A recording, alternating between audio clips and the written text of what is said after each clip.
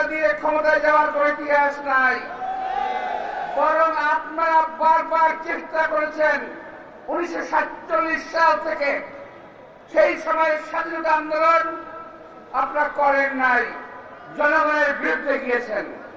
71 সালে জনগণের বিরুদ্ধে গিয়েছেন, এখনো জনগণের বিরুদ্ধে যাওয়ার চেষ্টা করছেন।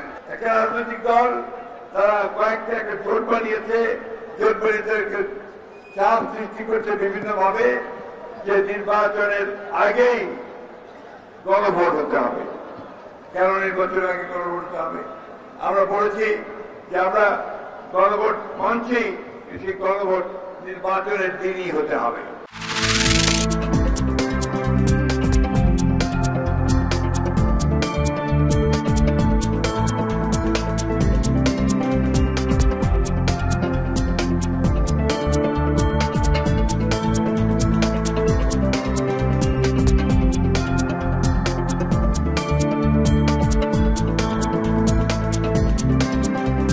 সংস্কার নিয়ে যে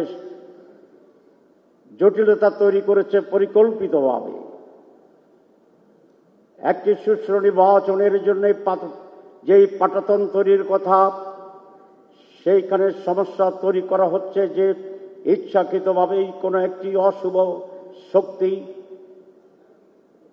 এখনই এটাকে থামিয়ে দেওয়ার জন্য সেই ডাকসু, রাকসু, জাকসু, চাকসু এবং ছাত্র সমাজকে আবার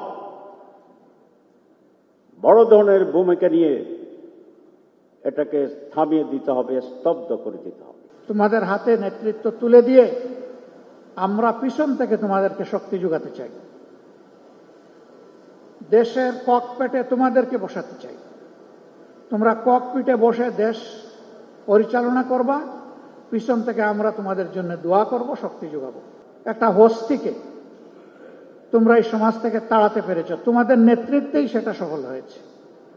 তোমাদের নেতৃত্বে ইনশাআল্লাহ আগামী নতুন বাংলাদেশ, বেটার বাংলাদেশ গড়ে উঠবে, এটা আমাদের প্রত্যাশা।